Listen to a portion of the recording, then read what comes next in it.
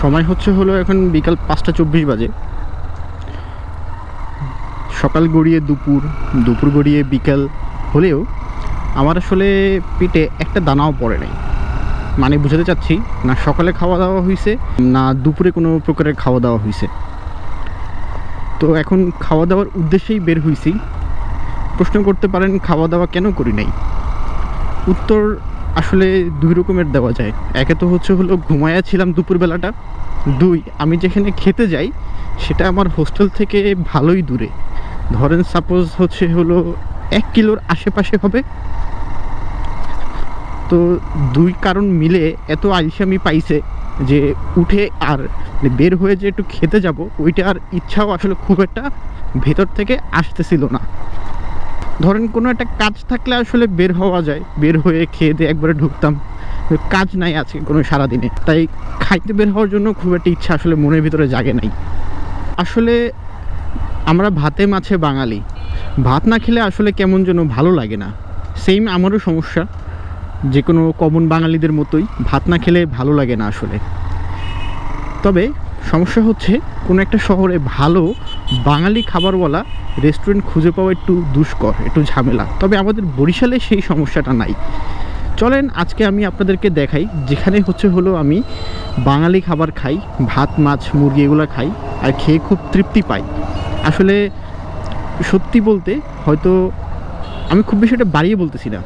আমি এখন যেখানে খেতে যাচ্ছি এটাই বরিশালে পাওয়া সব থেকে ভালো খাবারের দোকান, মনোয়ারা খাবার হোটেল, যেটার সামনে আমি এখন বর্তমানে চলে আসছি। আবার একটু ক্যাম্পাসে আসছিলাম, একটা জিনিস রুমে রেখে গেছিলাম, এই জন্য ক্যাম্পাসে ফেরত আসা লাগছিল। তো সেই জিনিসটা নিয়ে এখন আবার বের হয়েছি। যাই হোক, আপনাদের সাথে খাবার নিয়ে একটু আলোচনা করি। মনোয়ারা হোটেলে গিয়ে মুরগি মানে ব্রয়লার খেলাম, আর একটা সবজি বরবটি নিয়েছিলাম। আমি মনোয়ারাতে রেগুলার মোটামুটি একই প্যাটার্নে আমার খাওয়া দাওয়া চলে। একটা সবজি থাকবে, সাথে একটা আমিষ থাকবে, সেটা হতে পারে মাছ, হতে পারে মুরগি। তবে সাধারণত ব্রয়লারটাই বেশি খাওয়া হয়। এখন ব্রয়লার খাওয়ার কারণ ভাই বিশ্বাস করেন, আমি আমার লাইফে যত ব্রয়লার খাইছি, এক আম্মুর হাতের রান্নাটা তো বেস্ট, ওটার কোনো প্রশ্নই নাই, ওটার কোনো জবাবই নাই, ওটার কোনো ব্যতিক্রম হইতে পারে না। আর দ্বিতীয়ত আম্মুর হাতের রান্নার পরে ব্রয়লার, দেখেন একটা ছাপতে যাচ্ছে, কি অবস্থা ছাপটিগুলোর। হোয়াট এভার, আমরা আমাদের টপিকে ফেরত আসি।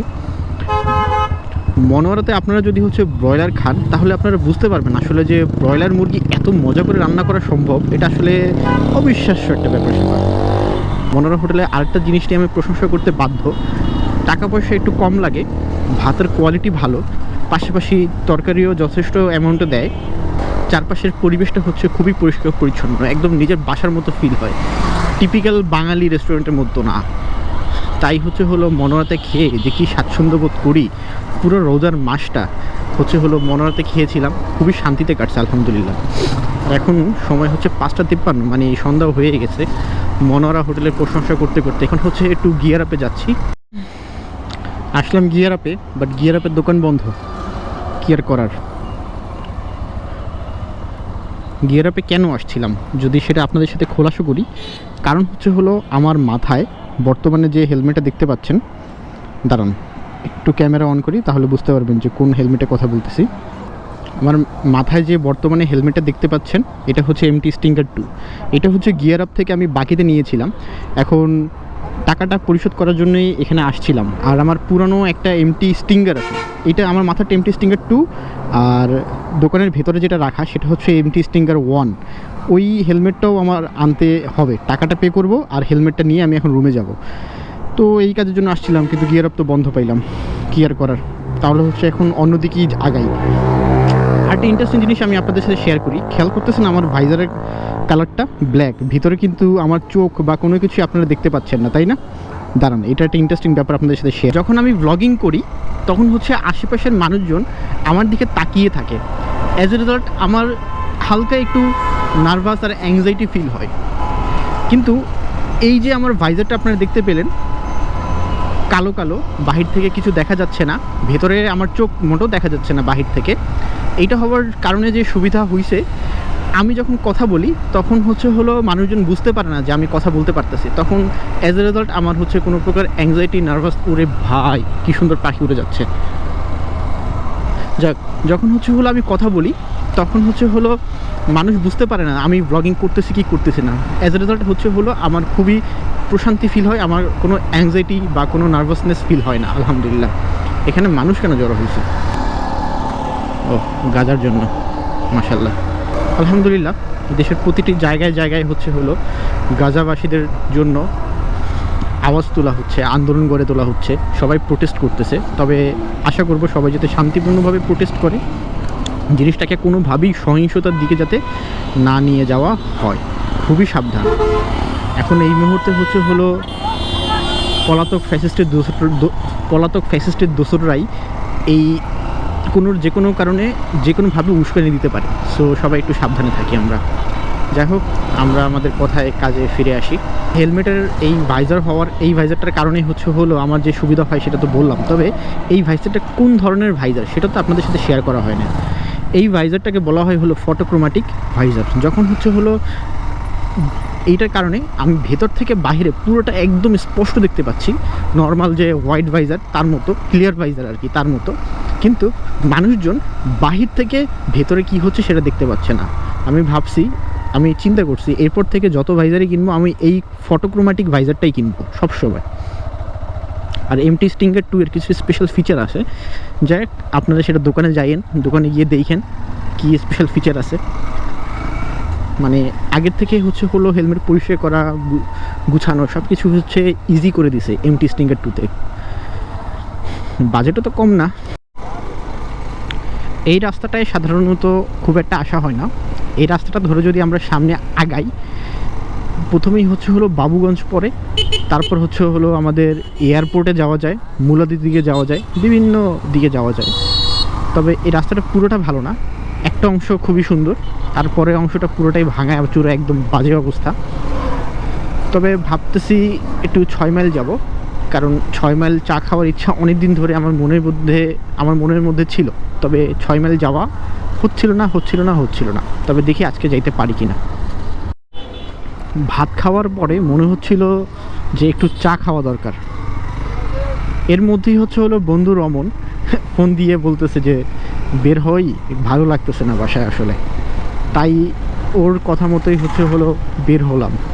আর আমিও ভাবলাম যে তালতলি তো মেলা গেছি, আর অনেক দিন ধরে হচ্ছে হলো 6 মাইলের চা খাওয়ারও ইচ্ছাটা, মানে 6 মাইলের যে চা পাওয়া যায় ওই চাটাও খাওয়ার ইচ্ছা অনেক দিন ধরে মনের মধ্যে লালন পালন করতেছি। তো ভাবলাম কেন নয়, আজকেই খেয়ে আসি।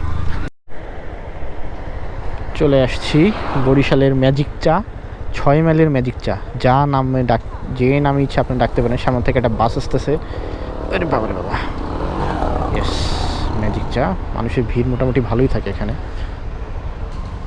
এখানের চা বেশ ভালোই হয় আলহামদুলিল্লাহ। ম্যাজিক চায়ের পয়েন্ট 6 মাইল বাজার থেকে বের হয়ে যাচ্ছি।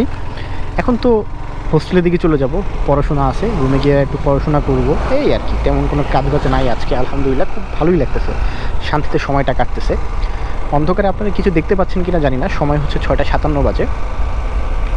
তো চা নিয়ে যদি বলি, এই চাটা হচ্ছে হলো বরিশালের যে কয়টা ভালো চা পাওয়া যায় তার মধ্যে হচ্ছে হলো সব থেকে ভালো চাগুলোর মধ্যে একটা। রবিতে আসলাম কিন্তু রবিও বন্ধ। আজকের কোনো কাজই আমার হইল না। আমরা আমাদের দিনকে প্ল্যান করি একভাবে, কিন্তু সবসময় যে ওই প্ল্যান অনুযায়ী আমাদের দিন কাটবে বা ওই কাজগুলো আমরা করে ফেলতে পারবো এমনটা ভাবা হচ্ছে নিতান্তই বোকামি। কারণ আল্লাহ জানে আমাদের জন্য কোনটা বেস্ট, আর আমরা কখনো আল্লাহর অবাধ্য হইতে পারবো না, এটা অসম্ভব। আর আমাদের দিনকাল ওইভাবেই কাটে। কখনো কোনো কাজের প্ল্যান করে বের হই, সেটা হয় না, হয়তো সেটা ভালোর জন্যই হয় না। তো যাই হোক, সব কিছুর মূলে আমাদের চিন্তা করতে হবে এটাই যে আল্লাহ যা করেন ভালোর জন্যই করেন। হয়তো আজকে আমি সিমটা তুলতে পারি নাই ভালোর জন্য, হয়তো আমি আজকে হচ্ছে হলো আমার হেলমেটটা আনতে পারি নাই, সেটা হয়তো কোনো একটা ভালো কারণে। দেখা যাক কী আছে কপালে। আরও একবার হচ্ছে হলো গিয়ার আপে আসছিলাম শেষবারের মতো, যে খুললো কি না। হয়তো দেখা গেল সন্ধ্যার পর খুলতেও পারে, বাট না, খুলে নাই আজকে। তাহলে আমার একটা কাজ হইল না। অসমাপ্ত রয়ে গেল, হয়তো পরে একবার আসবো, পরে আসবো অনেক কাল পরশু ইনশাআল্লাহ। যাই হোক, আজকে আপনাদের জন্য এতটুকুই রাখি, ছোট ভিডিও, অনেক কম কথা বললাম। আগের দিনের মতো 17 মিনিটের ভিডিও করতে চাই না, সবসময় চাই যাতে ভিডিওগুলো 10 মিনিটের মতো ক্যাপ হয়ে যায়, কারণ বেশি বড় ভিডিও দেখতে চাই, এরকম র্যান্ডম ডেইলি ব্লগের ভিডিও যদি 10 মিনিটে বেশি বড় হয় তখন আসলে দেখতে বোরিং লাগে, এটা আমিও বুঝি। তো দ্যাটস ওয়াই চিন্তা করতেছি 10 মিনিটের মধ্যে রাখবো, যতটুকু পারা যায় ইন্টারেস্টিং করার চেষ্টা করব। আর ডেইলি ব্লগ কতটুকুই বা ইন্টারেস্টিং হবে। তাই সবাই ভালো থাকবেন, সুস্থ থাকবেন। রোলিং ফরওয়ার্ড থেকে সবাইকে বিদায়। সবাই দয়া করে একটু সাবস্ক্রাইব করবেন। আসসালামু আলাইকুম সবাইকে, আল্লাহ হাফেজ। সন্ধ্যা হলেই এই বাংলাবাজার রোডে এত এত রিক্সা আর সিএনজি, তারপর অটো থাকে, পুরো জ্যাম লেগে থাকে। তবে একটা জিনিস ভালো যে মুভ করতেছে, ভেহিকেলগুলো মুভিং, যানবাহনগুলো এখন থেমে নেই, এইটা একটা পজিটিভ দিক। আমি আমার কলেজের পিছনে মুখ পর্যন্ত যেতে পারলেই বাঁচি।